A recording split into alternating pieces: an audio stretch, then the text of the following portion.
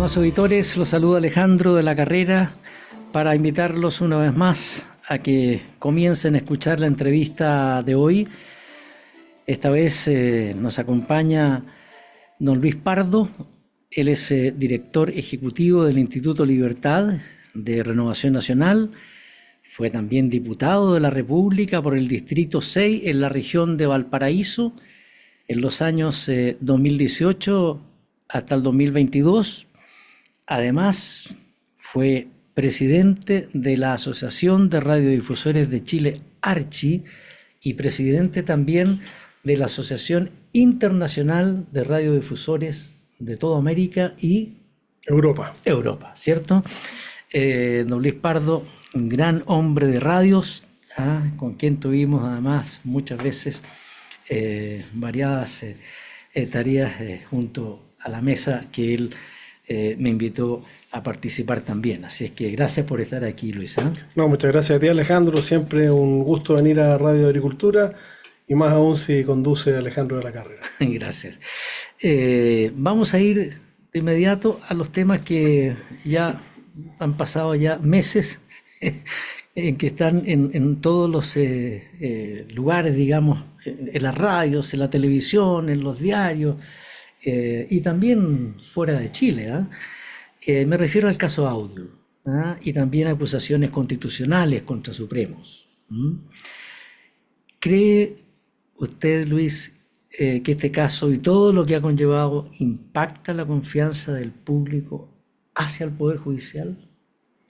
Yo creo que la confianza del público en las instituciones en general, incluido el Poder Judicial, viene mal desde hace mucho rato, como todos lo sabemos, y sin duda un caso de esta magnitud golpea muy fuerte y acrecienta esa desconfianza y ya creo que no queda espacio para más desconfianza. Esto genera mucha rabia, mucha desazón, y por eso es que es importante avanzar rápido en la solución del caso, tanto en lo penal como en lo político, y fundamentalmente en corregir las institucionalidades de manera tal de que podamos como sociedad hacernos cargo de las falencias que presenta, por ejemplo, el mecanismo de designación de los ministros de la Corte Suprema, para darle confianza nuevamente a la ciudadanía que vamos a poder confiar a su vez en la justicia en este caso. ¿Y ha pensado, Luis, qué mecanismo se puede usar distinto al que hay actualmente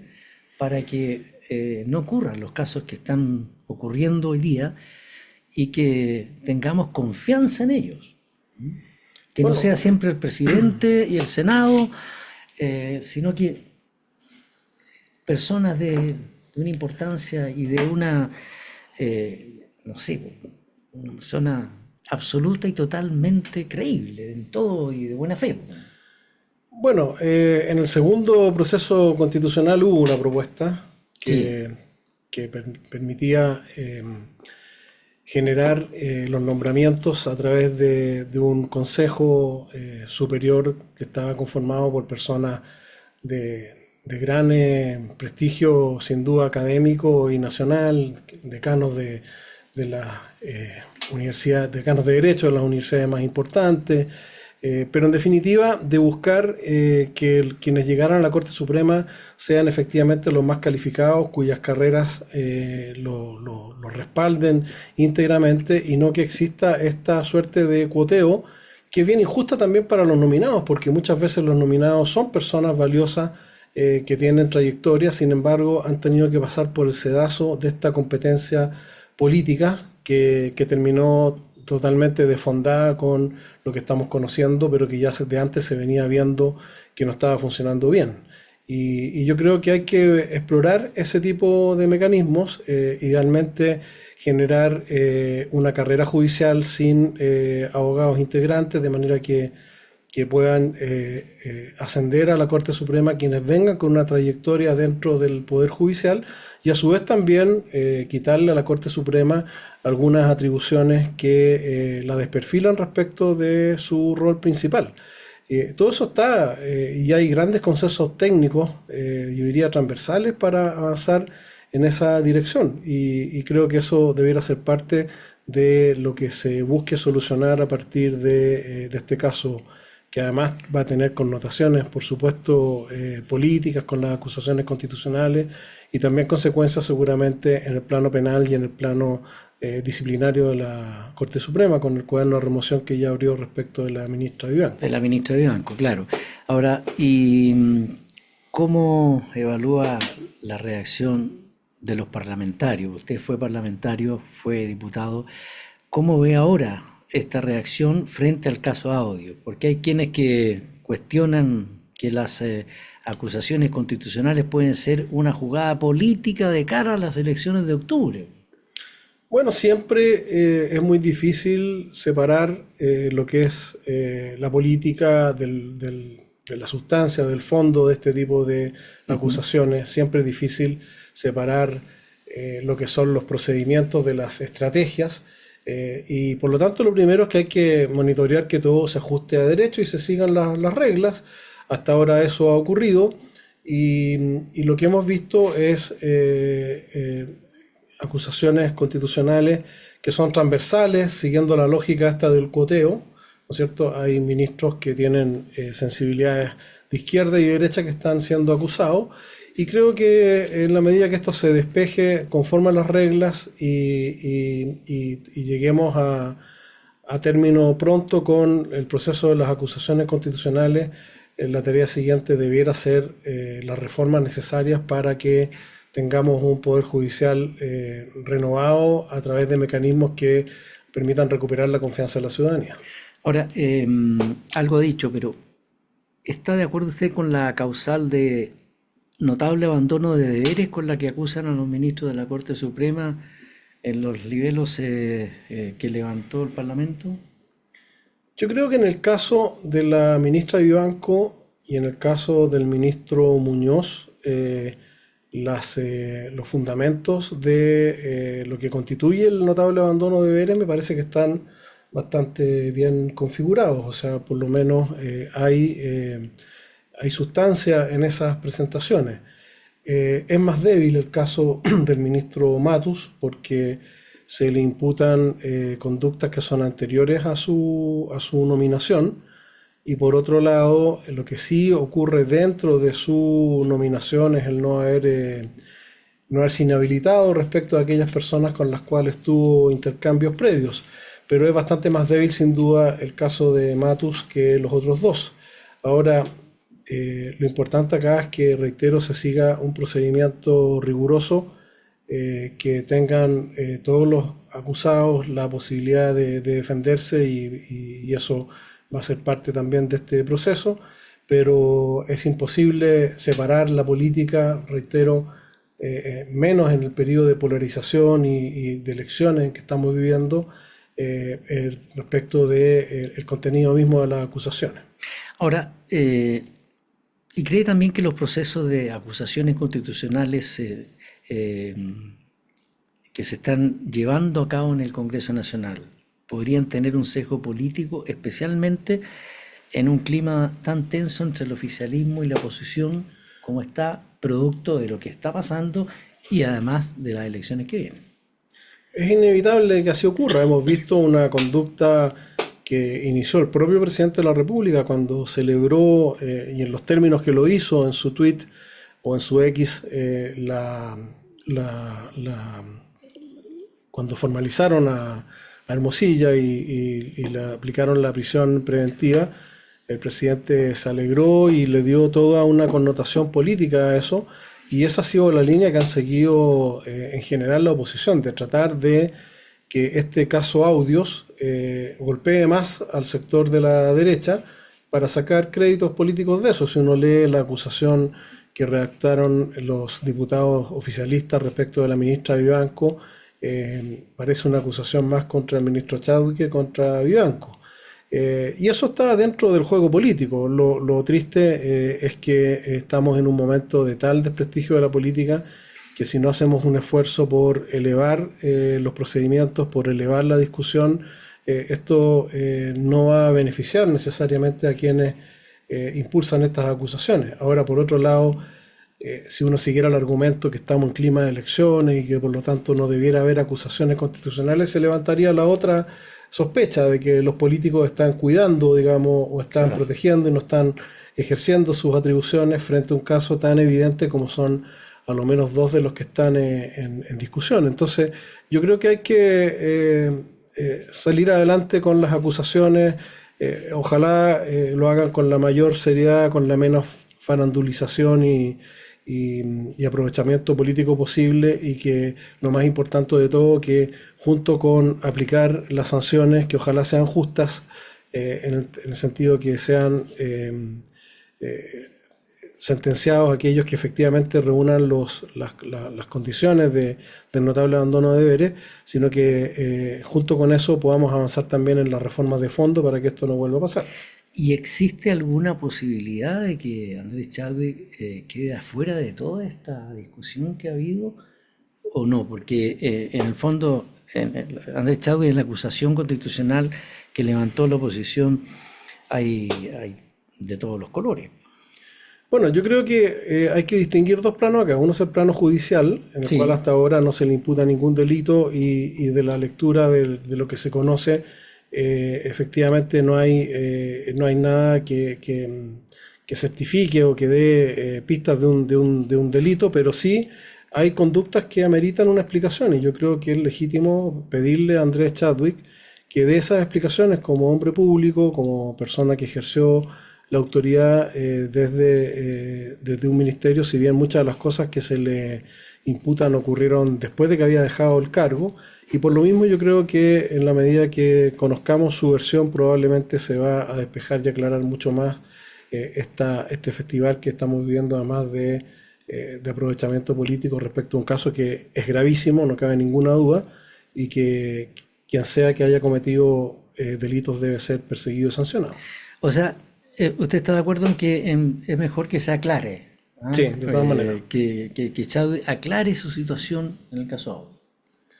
Yo creo que sí, yo creo que él seguramente tiene que compatibilizar su estrategia judicial con lo público, pero yo reitero, él es un hombre público, es un hombre que es muy representativo además de nuestro sector, y yo creo que en la medida que explique y aclare las cosas se va a despejar mucho más el camino, y creo que eso es lo que le han pedido desde los distintos partidos de Chile Vamos, incluida la propia UDI. Ahora, ¿cómo evitar que vuelva a ocurrir esto?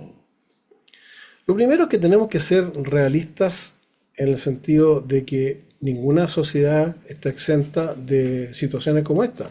Es como la corrupción, es como el delito, que no se puede erradicar, pero sí deben generarse las instituciones y las capacidades para disuadir a quienes cometen este tipo de actos, y una de las disuasiones efectivamente que podamos tener instrumentos para perseguir y sancionar drásticamente el tráfico de influencias, el cohecho y todo aquello que enturbia los procesos políticos, y por eso las instituciones tienen que ir adaptándose, tienen que irse generando nuevas leyes. Este mecanismo de designar a los ministros a partir de una quina de la Corte Suprema, con un elegido por el presidente de la República y una votación de 2/3 en el Senado, era un mecanismo muy razonable cuando se diseñó y funcionó muy bien durante un tiempo. Sí. Pero hoy día evidentemente, y el ser humano tiene esa capacidad, porque finalmente no son los sistemas, sino que son los seres humanos los que echamos a perder las cosas, pero por lo mismo que hay que diseñar los sistemas de manera que generen los incentivos y las sanciones para evitar este tipo de casos y de desvíos que generan además tanto daño en la confianza y en la fe pública. Es como lo que usted dijo al comienzo también, de que había que cambiar el sistema de cómo elegir a los... El sistema, si uno lo mira en abstracto, es razonable, se diluye la decisión. Uno no podría pensar que los 2/3 del Senado están coludidos para tener tráfico después de favores con un ministro, en fin, pero en definitiva el sistema se desfondó, y hay que explorar otras formas, y creo que en eso hay bastante avanzado con los consensos técnicos que ya se habían logrado y que están ahí, digamos, estudiados, debatidos, y que se podrían transformar en ley y evitar esta politización del sistema judicial que nos está haciendo tanto daño. Bueno, estimados auditores, vamos a hacer como siempre una muy breve pausa. Los invito a continuar en la sintonía, una pausa muy cortita y ya regresamos con esta entrevista junto a Luis Pardo, director ejecutivo del Instituto Libertad, que pertenece a Renovación Nacional.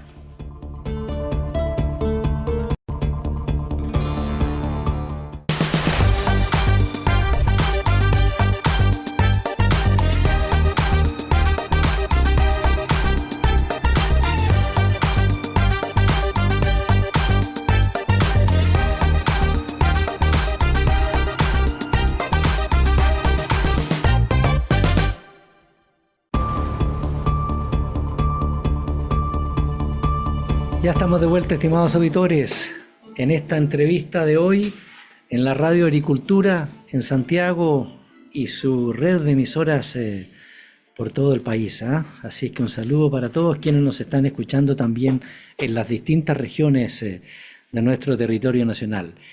Vamos a cambiar de tema, don Luis. Vamos a cambiar ahora al tema de seguridad que lo estamos repitiendo nosotros y bueno, los otros medios de comunicación también y la gente en todas partes. La seguridad, la salida del equipo de interior que están pidiendo varios. ¿Cuál es su análisis sobre la cifra de estos 37 homicidios en Chile durante la celebración de fiestas patrias? ¿Cómo evalúa la respuesta usted del gobierno ante esta crisis de seguridad?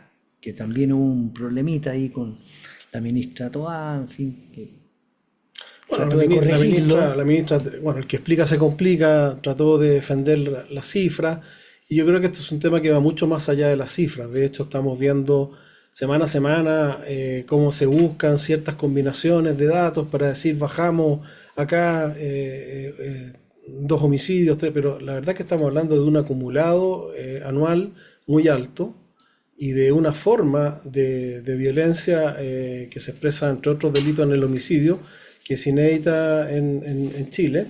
Y por lo tanto creo que estamos atacando un problema gigantesco con herramientas que ya no dan el ancho. Y acá, derechamente, creo que hay que repensar muchos aspectos de todo el sistema que representa el combate o que requiere el combate de la delincuencia y del crimen organizado. De partida, este es un sistema que está lo judicial, está el Ministerio Público, ¿no es cierto? Están las policías, está el sistema carcelario, y en definitiva está todo eso colapsado. Por ejemplo, el tema carcelario es realmente una bomba de tiempo. La cantidad de personas que están hacinadas en los penales, donde no hay capacidad de separar a los de alta peligrosidad de los de menor peligrosidad, a los delincuentes avesados de los primerizos, ni siquiera a los imputados de los condenados, y con una presencia creciente de delincuentes extranjeros que tienen una cultura criminal distinta a la chilena. Tremenda. Y que están colonizando la delincuencia chilena desde las cárceles. Es decir, ellos están modificando el modus operandi de la delincuencia a partir de esta captura que hacen de las cárceles, porque por mucho que se diga que no es así, hay efectivamente muchos penales donde la influencia, por decirlo suave, de las organizaciones criminales es muy fuerte y la presencia o las capacidades de gendarmería están muy disminuidas. Entonces, en definitiva, uno de los eslabones que requiere urgencia es el sistema carcelario.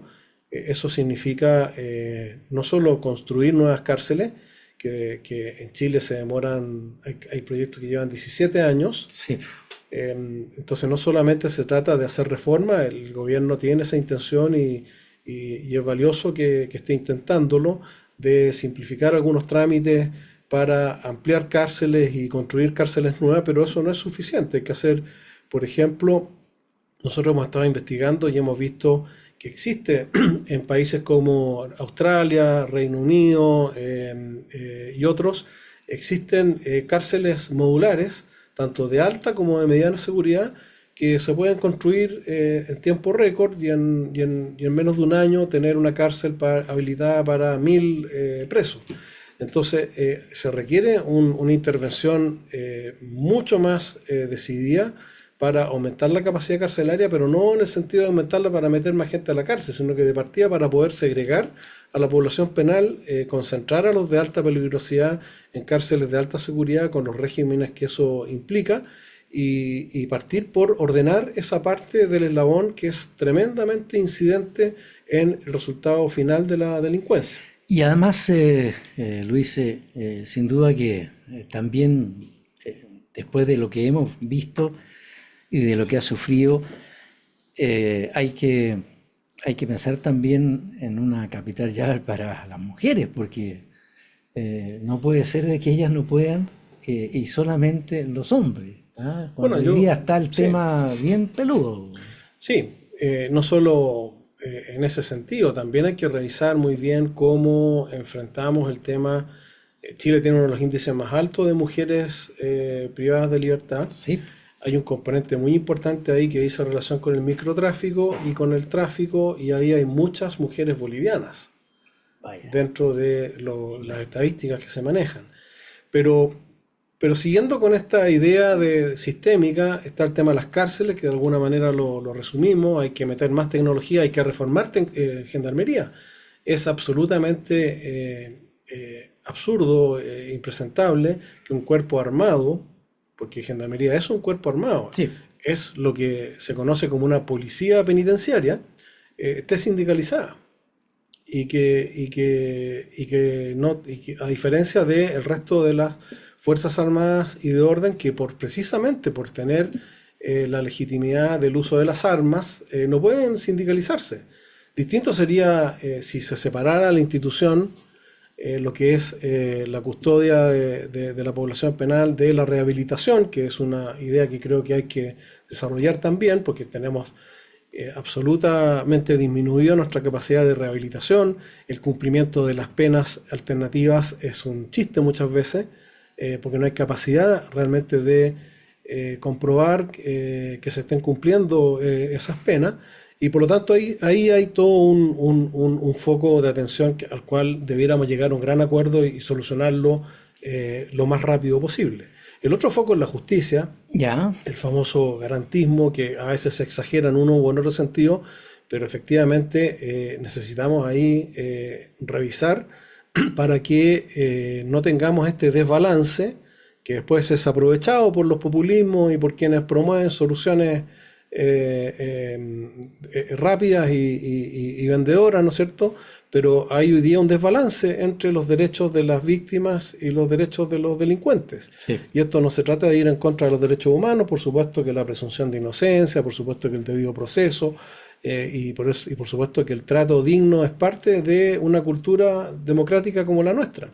Pero hoy día el desbalance respecto de las víctimas es enorme, por lo tanto también tenemos que revisar cómo se mejora todo lo que es los procesos judiciales, la capacidad técnica de las policías para fundamentar, ¿no es cierto?, sus investigaciones y evitar que muchas veces delincuentes peligrosos queden en libertad.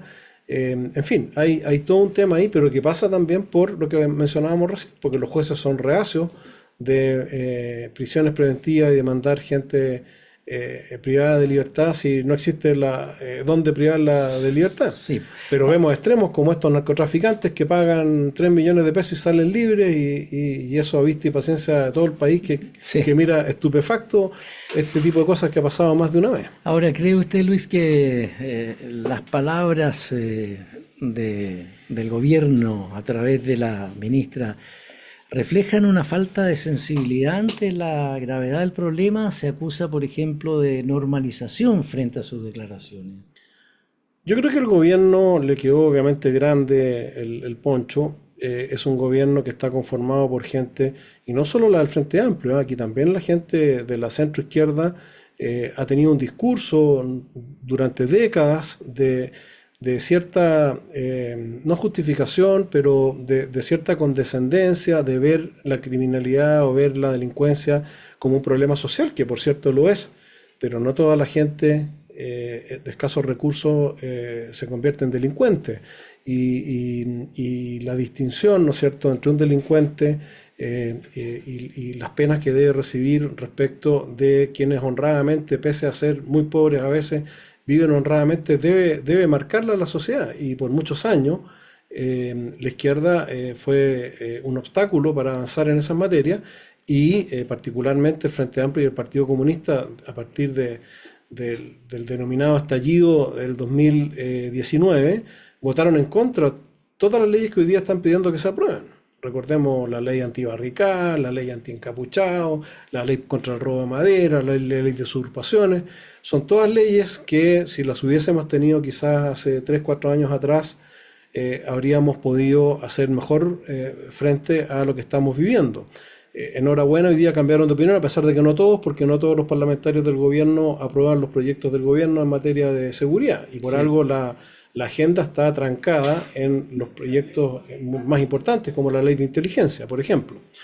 Pero no solo es ese el problema, sino que también hay un problema que tiene que ver con el respaldo a las policías, lo que estamos viendo hoy día, por ejemplo, con el general director de Carabineros, que ha sido objeto de una querella y está siendo formalizado por una acción que se inscribe dentro de todo el proceso octubrista en que quisieron deslegitimar y refundar Carabineros, en que quienes hoy día, me da mucha risa en otra radio amiga como el Partido Comunista y los representantes del Partido Socialista hablaban maravillas de Carabineros y del respaldo que este gobierno le había dado a Carabineros. Por supuesto que eso es para alegrarse, yo los felicitaba, pero ellos condujeron y son responsables en gran medida del desbande que se produjo por el debilitamiento y el ataque sistemático a Carabineros. Entonces, creo que ahí también no basta hoy día con las palabras de respaldo, sino que también hay que darles un respaldo judicial. La ley Naim es un buen avance en eso, pero todavía estamos sufriendo los efectos de la persecución judicial dirigida. No digo con esto que cuando un carabinero comete una violación o una falta a la ley no debe ser investigado y perseguido, pero ha habido evidentemente ahí un abuso que se ha traducido en menguar la capacidad de respuesta de Carabineros frente a situaciones de riesgo en que tienen que hacer uso de sus armas o reaccionar frente a ataques, en fin. Y a propósito de Carabineros, ¿qué le pareció a usted lo que ocurrió el lunes de esta semana que ha terminado ayer sábado, en cuanto a que el gobierno quedó muy incómodo con el general Yáñez por pasar a retiro a 40 coroneles? La institución explicó que es algo habitual que se hace, pero al gobierno no le pareció bien, lo encontraron incómodo. Ha pasado toda una semana. Esto fue el lunes, estamos en domingo. Bueno, yo creo que eso está dentro de las prerrogativas por algo las instituciones y el diseño, ¿no es cierto?, para justamente evitar la politización de las instituciones armadas, es que el presidente de la República elige de entre los 5 más antiguos de la institución y no lo puede remover si no es con una resolución fundada, informada al Congreso.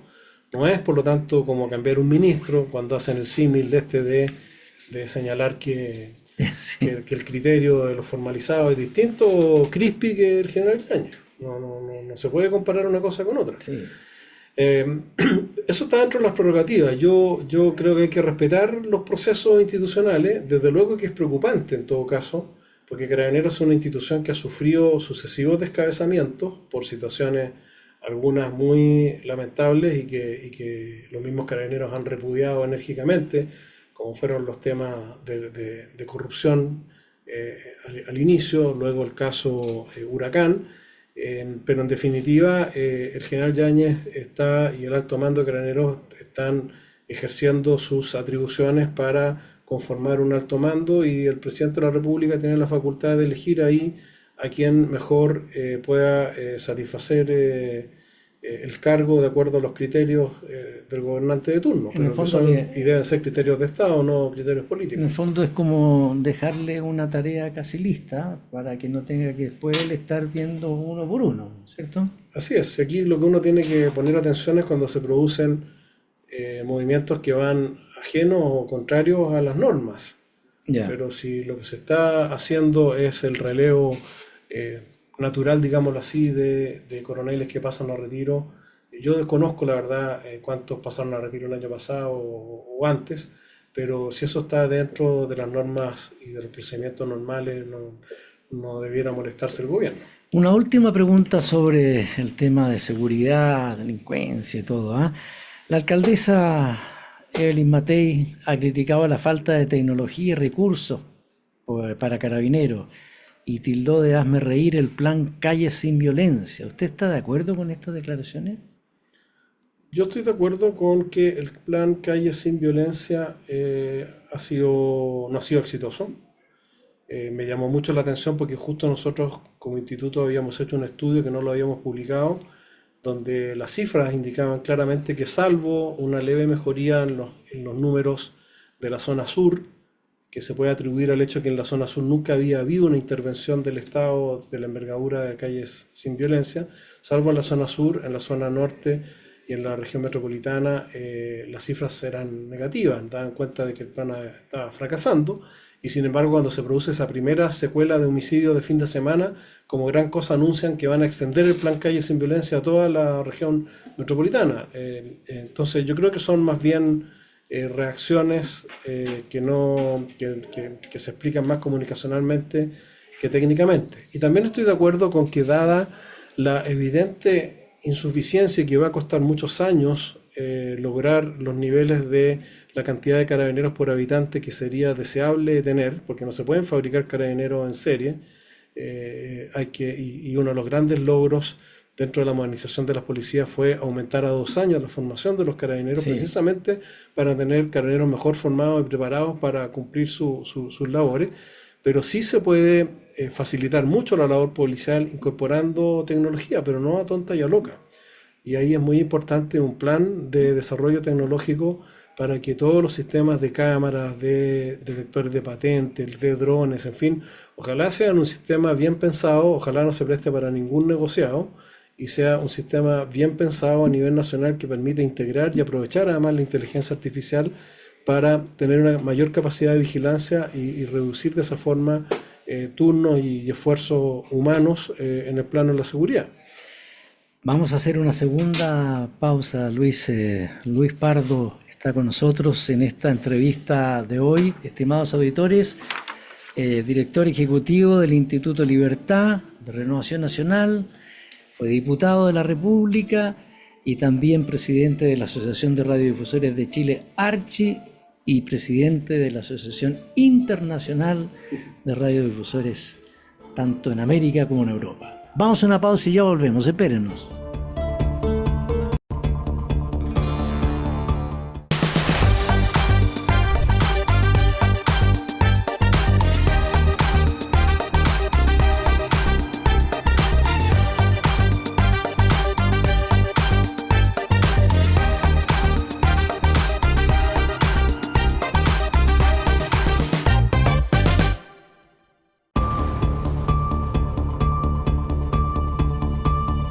Ya estamos de vuelta, estimados auditores, en esta entrevista de hoy con don Luis Pardo, director ejecutivo del Instituto Libertad de Renovación Nacional, y vamos a ir a un tema que se está acercando la fecha, que vienen las elecciones, pues, ya va quedando poco, y ya comienzan no solo las campañas que ya comenzaron, incluso por las radios, sino que también algunos altercados. Hay una polémica con Marcela Cubillos por millonarios sueldos. ¿Cuál es su opinión sobre la decisión de la Superintendencia de Educación Superior de oficiar a la Universidad de San Sebastián en relación al sueldo de Marcela Cubillos y cómo esto afecta la reputación de las instituciones de educación superior en Chile? Bueno, yo creo que la solicitud de la superintendencia está dentro de sus facultades, por lo tanto hay que aceptar o acatar y tendrá que la universidad explicar las remuneraciones. Ahora, esto también es importante señalarlo, la universidad en San Sebastián no tiene gratuidad, por lo tanto es distinto, digamos, cuando existen fondos públicos y Sí. cuando existen además, porque sí tiene CAE, pero existen además aranceles regulados. Entonces, indudablemente que es una situación incómoda que la universidad tendrá que responder, pero también es importante tener presente que no se trata necesariamente, o más bien no se trata de fondos públicos y por lo tanto habrá que ver cuál es la explicación de la universidad para... ¿Pero está habiendo un aprovechamiento político de esta situación? ¿Lo ve así usted o no? Yo creo que sí, o sea, yo creo que, pero son aprovechamientos políticos que están dentro de lo esperable, por lo tanto, yo creo que aquí hay que actuar siempre con apego a la institucionalidad y con apego a la ley, y por lo tanto tendrá que la universidad dar las explicaciones y de ahí se deducirá si aquí hay eventualmente un mal uso de los recursos o no. Más allá de eso, lo que una entidad privada haga respecto de un docente, en este caso, no debiera ser tema de escrutinio público. Pero como está el CAE de por medio, me parece que es razonable que se pidan las explicaciones y que la universidad las dé. Ahora, ya que usted habla de que está el CAE de por medio, el CAE de por medio está también, pero en otro sentido, que es lo que ha anunciado el presidente Boric, ¿ah? Que se elimine el CAE y los que están debiendo quedan ahí, con donación total. Bueno, yo creo que eso no se va a eliminar. Ha sido una promesa de campaña que la han levantado curiosamente en momentos de conveniencia y después no aparece el proyecto, todavía no conocemos el proyecto Sí, definitivo, ahora se dijo que iba a ser en octubre, y lo que ha producido esto es que muchos dejen de pagar y por lo tanto que el agujero fiscal siga creciendo tremendo. y eso sin duda que con fines además netamente electorales, porque ya el propio gobierno ha reconocido que la condonación universal no la puede sostener y que tampoco pueden hacer una condonación muy amplia. Entonces, es una curiosidad saber de qué se trata esto, pero nuevamente lo han postergado, lo que da a pensar de que efectivamente se trata de un volador de luces más. Pero acá lo grave es que estando la crisis educacional que tenemos con más de 230.000 niños fuera de las aulas, que son niños que van a tener una gran dificultad para ascender y desarrollarse en su vida futura, que no van a tener la movilidad social que se merecen y que debieran tener todos los niños. Con la crisis que hay de vacantes hoy día, con las malas reformas educacionales, hoy día hay lugares donde no hay vacantes para los estudiantes y están dando exámenes libres. Con la crisis que tenemos en términos de la formación emocional y afectiva, producto de la pandemia, en que debiéramos estar invirtiendo justamente en la educación escolar y preescolar, el gobierno lo único que tenga en agenda o lo que esté priorizando sea una condonación que además parece ser más show que realidad. Y de cara a la elección, Y claro, y en vísperas de una elección. puede que se postergue para la siguiente, la Claro, presidencial. a lo mejor, claro, lo van a seguir dilatando. Ahora, ¿cómo usted ve la elección? ¿Ah? Sobre todo en su partido, Renovación Nacional. Yo creo que a Renovación Nacional le va a ir bien en el escenario comunal. ¿Ya? Va a tener buenos resultados en varias capitales regionales, pero también en muchas comunas. La marca Renovación Nacional está bastante bien evaluada dentro de la ciudadanía. Si uno mira la encuesta CEP o mira las encuestas para lo mal que están los partidos políticos en general, Sí. Renovación Nacional está en un buen posicionamiento y creo que se está haciendo un trabajo electoral que debiera rendir frutos en octubre.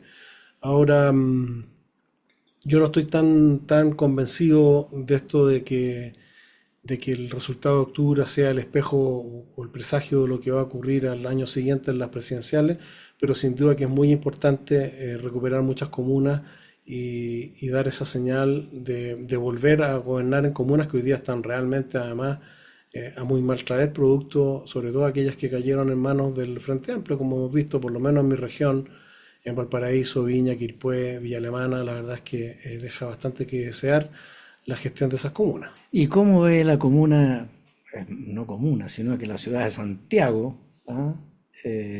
¿La va a lograr Renovación Nacional? Yo creo que sí, yo creo que Mario Desbordes tiene las condiciones para hacer una buena campaña y más que hacer una buena campaña, hacer posteriormente una buena gestión, sobre todo en el ámbito de la seguridad, donde él tiene bastante experiencia y compromiso. Creo que la alcaldesa Iracy Hasler tiene una ventaja, que es el respaldo a veces escandaloso que recibe desde las autoridades de gobierno, pero pienso que Santiago debiera ser una de las comunas que se recuperen en octubre próximo. Ahora, lo llevo a la próxima elección, ¿ah? La más grande, que es la presidencial. Lo llevo por lo siguiente. Primero, saber si ustedes estarían solo apoyando a Evelyn Matei en primera vuelta o van a tener un candidato. Hasta ahora no ha habido una manifestación de voluntad de algún candidato en Renovación Nacional, por lo que yo sé. No estoy tampoco tan metido en lo que es el partido propiamente tal. Nosotros apoyamos y asesoramos desde el instituto, pero hasta donde yo sé no ha habido ningún candidato que manifieste voluntad de ir a una primaria, y por otro lado hay un liderazgo bastante nítido de Evelyn Matei, lo que no significa que se hubiesen candidatos no solo en Chile Vamos, eventualmente en otras fuerzas cercanas. Yo creo que una primaria puede ser una buena forma de enfrentar las próximas elecciones, pero Eso ayuda, ¿no? yo creo que ayuda, pero evidentemente eso no puede ser artificial, y en este momento lo que es natural y evidente es el liderazgo de Evelyn Matei, que se ha ido consolidando además y ha ido creciendo en el tiempo, a pesar del largo tiempo que lleva ya estando en la exposición pública como abanderada presidencial, A pro- sin haberlo ella declarado tampoco. Sí, a propósito de creciendo en el tiempo, ya se da casi por seguro eh, que le competirá a Evelyn Matei Michelle Bachelet. ¿Cómo lo ve usted eso? Porque incluso en las encuestas ya están cerquita. Por cierto que sigue arriba Evelyn Matei. Sí, yo creo que Michelle Bachelet sin duda es un liderazgo, una carta importante de la izquierda, que tiene la virtud de unir a la izquierda, más de la izquierda con la centroizquierda, a pesar de que ella en sus declaraciones y en su conducta pareciera estar más cerca del Frente Amplio que de su origen en el Partido Socialista. Pero mirado una primera mirada, que las dos candidatas presidenciales de la próxima elección presidencial sean Evelyn Matei y Michelle Bachelet, significa el fracaso de quienes promovían a su vez o sustentaban su liderazgo en el fracaso de los 30 años y en la necesidad de una generación emergente que evidentemente no fue capaz de gobernar y no estuvo a la altura de la exigencia de gestionar el gobierno. Y ese golpe es mucho más rudo y más duro, por cierto, para el Frente Amplio y el Partido Comunista, o para el Frente Amplio y la izquierda, porque en relación a Chile Vamos y a la derecha, Evelyn Matei es una figura con la cual no tenemos los problemas y los complejos que sí tuvieron el Frente Amplio con los 30 años, incluida Michelle Bachelet, y tanto así que le levantaron el castigo hace poco. ¿Y no tienen problemas o tienen problemas con José Antonio Cast? No, lo que pasa es que acá se trata de que enfrentemos, ojalá en forma unitaria. Desgraciadamente no se logró plenamente en las elecciones municipales y regionales de ahora en octubre, pero ojalá nuestras fuerzas enfrenten de manera unitaria los futuros desafíos.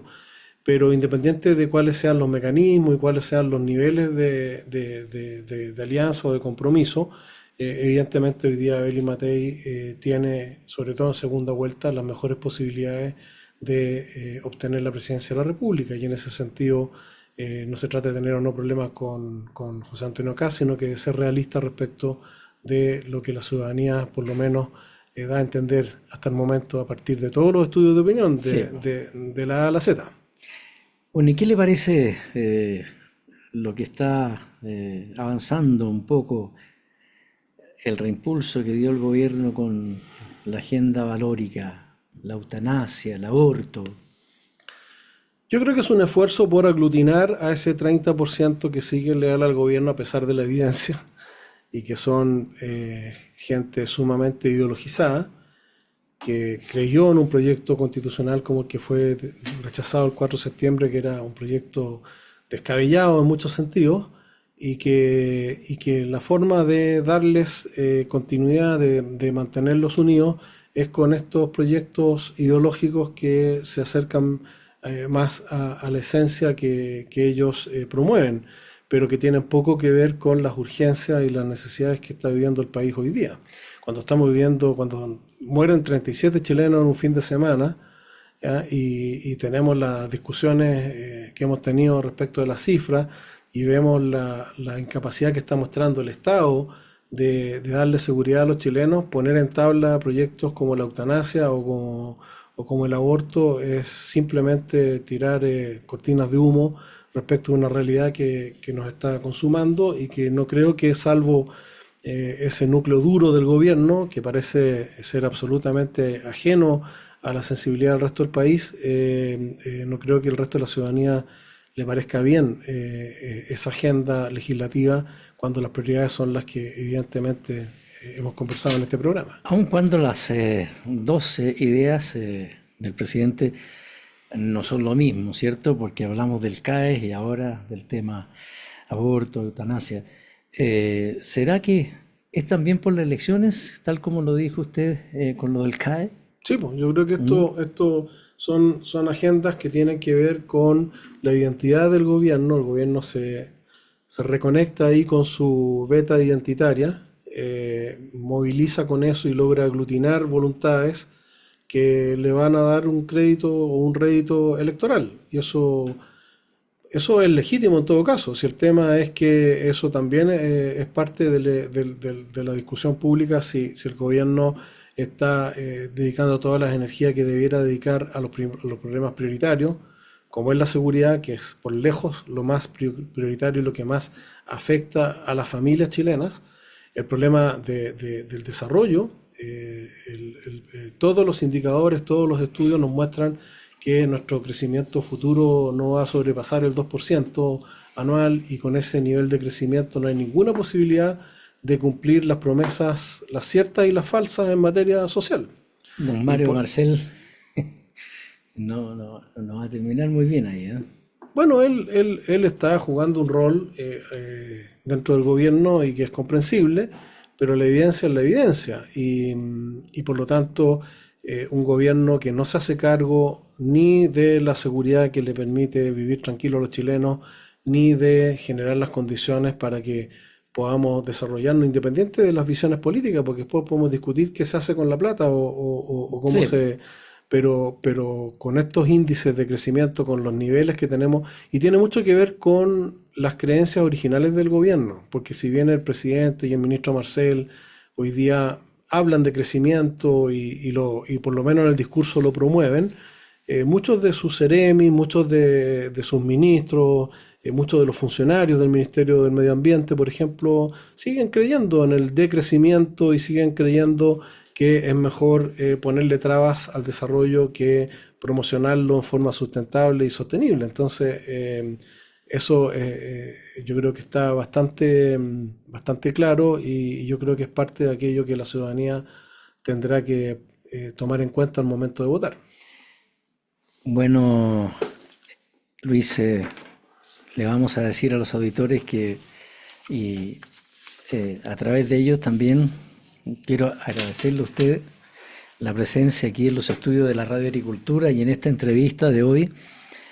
Luis Pardo, le reitero, director ejecutivo del Instituto Libertad, que pertenece a Renovación Nacional, diputado de la República, fue por el Distrito 6 en la región de Valparaíso entre los años 2018 y 2022. Además fue presidente de la Asociación de Radiodifusores de Chile, Archi. ¿Cuánto tiempo? 12 años. 12 años. Y también fue presidente de la Asociación Internacional de Radiodifusores de América y de Europa. Así es que le agradecemos, porque sabemos el tiempo que tiene ahí en el Instituto Libertad. Lo hemos sacado, pero muchas gracias por estar con nosotros. No, muchas gracias, Alejandro. Reitero, gracias a Radio Agricultura y siempre un gusto ser entrevistado por un profesional como Alejandro de la Carrera. Muchas gracias, Luis. Y estimados auditores, como siempre, los dejo en la sintonía y los invito a la próxima entrevista. A todos, desde Arica hasta Punta Arenas. Adiós.